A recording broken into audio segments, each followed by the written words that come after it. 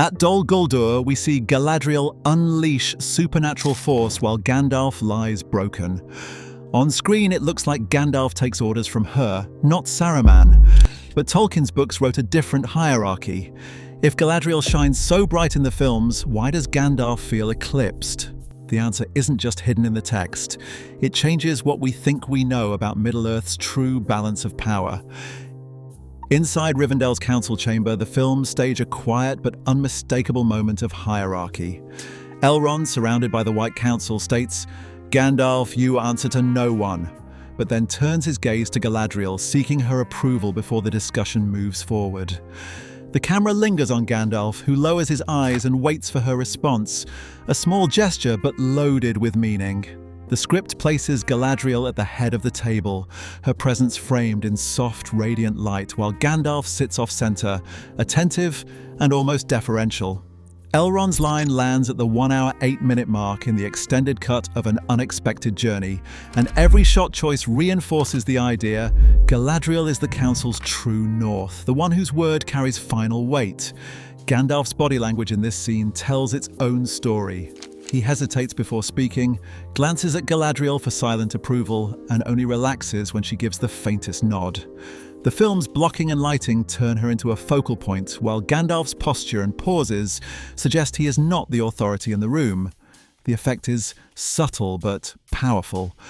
Without a single word about rank, the movie signals that Gandalf answers to Galadriel above all others. This cinematic language shapes audience perception, planting the idea that Galadriel's wisdom and presence outweigh even the wizards. The council scene sets up a clear visual chain of command, priming viewers to accept Galadriel's later display of power as not just spectacular, but natural, almost inevitable. The Dol Guldur sequence in the Battle of the Five Armies leaves no room for subtlety. Gandalf, battered and chained, hangs helpless while orcs and Nazgul close in. The camera pulls back to reveal Galadriel gliding into the fortress, her arrival shrouded in an unearthly glow. In a matter of seconds, she lifts Gandalf as if he weighs nothing, her hand shimmering with the light of Valinor. An orc that dares approach is simply erased, disintegrated in a wave of radiance. Then, as the nine converge, Galadriel's power erupts. Weta Digital's visual effects team layered particle simulations and spectral halos to create the sense of primordial, unstoppable force. Her voice distorts, echoing through the ruins, and a blast of white energy sends Sauron's shadow form reeling into the void. This is no mere rescue, it is a spectacle designed to stun. The choreography places Galadriel at the epicenter, while Gandalf, one of the Maya, is sidelined, physically and spiritually spent. Audience analytics back up the impact. YouTube exploded with Galadriel versus Sauron edits, and Google searches for Galadriel power spiked after the film's release. Clips of her exorcism scene racked up hundreds of thousands of views in days, fueling debates about whether the films had rewritten the pecking order of Middle-earth's mightiest. The feat gap is impossible to ignore. On screen, Galadriel does not just outshine Gandalf, she obliterates the threat he could not even face. The cinematic language is clear. Here she is the ultimate force, and Gandalf is left in her shadow. In Tolkien's texts, the White Council's leadership is not left to cinematic suggestion or body language. It is spelled out in black and white. The Council, formed in the Third Age around the year 2463, brought together the most powerful minds of Middle-earth: Saruman, Gandalf, Galadriel, Elrond, and others. When the question of leadership arose, Galadriel herself pressed for Gandalf to take the chief role. But Gandalf refused, choosing to stay true to his mission as an independent envoy of the Valar. The authority then fell to Saruman. Unfinished Tales makes it explicit. Saruman was chosen by them as their chief. That line, backed by Tolkien's own notes, appears again and again in the scholarship.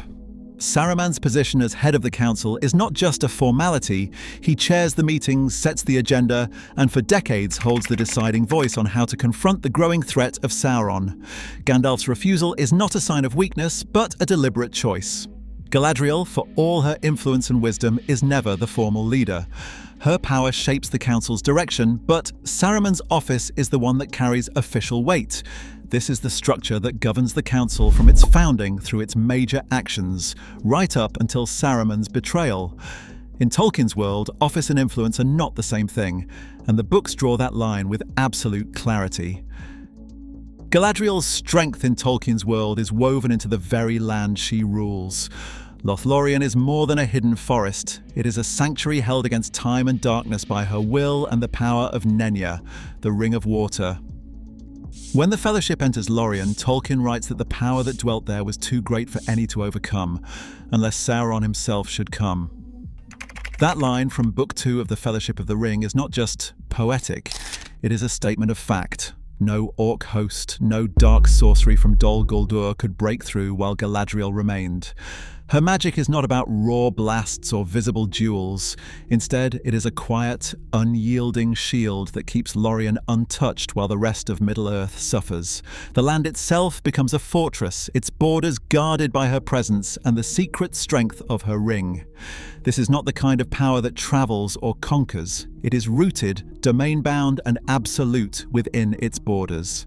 In Tolkien's canon, Galadriel's greatest feat is not a dramatic confrontation, but the preservation of paradise against the shadow, holding evil at bay by making her realm untouchable. Gandalf's presence in Middle-earth is defined by limits that the films rarely acknowledge. The Valar sent him as an Istar, a wizard bound not to dominate, but to guide, forbidden from unleashing his full Maya force, except in the direst need. Unfinished Tales spells it out. The Astari were sent to contest the power of Sauron, but not by open war, to advise and persuade, not to command. This constraint shapes every move Gandalf makes, yet when the moment demands, his power is anything but subtle. At the Bridge of Khazad-dûm, facing the Balrog, another Maya corrupted and ancient, Gandalf stands alone. He declares, "I am a servant of the secret fire, wielder of the flame of Anor. You cannot pass." The words are not just bravado, they reveal his true nature. In that battle, Gandalf is forced to lay aside restraint, matching the Balrog blow for blow, plunging both into shadow and flame. He dies and returns, not as a mere wizard, but as Gandalf the White, restored to his full authority. This is Tolkien's vision of power, not in spectacle, but in purpose, sacrifice, and the fire that burns unseen until the world's need is greatest. Three forces shaped the film's decision to crown Galadriel as a visual powerhouse. First, the need for a clear, magical showstopper. Directors and visual effects teams prioritized scenes that could deliver instant awe, using Galadriel's ring and heritage as the perfect canvas for spectacle. Second, ensemble clarity drove character choices, and with so many legendary figures on screen, the filmmakers spotlighted Galadriel to give the audience a focal point, anchoring big moments around her presence. Third, studio marketing leaned into her appeal, aiming to broaden the fanbase and boost engagement among viewers who responded to strong, visually commanding female leads. These choices were not about Tolkien's hierarchy, they were about cinematic impact, authority, power, and purpose. Tolkien draws the lines with care. Saruman holds the office of chief, Gandalf carries the mission of the Valar, and Galadriel's strength is bound to her realm, not to spectacle or command. In the books, no single member stands above the others in every way. Galadriel's warding of Lórien, Gandalf's sacrifice against the Balrog, and Saruman's leadership all reflect different lanes of power. So which matters more, formal rank, domain mastery, or the restraint to serve a higher cause? Decide for yourself. What should count as true power in Middle-earth? Every adaptation rewrites power for a new age. Today, myth on screen shapes what millions believe about Tolkien's world, even when canon disagrees. In the end, what we see becomes what we remember. Which version of Middle-earth will you carry forward? Drop your thoughts below.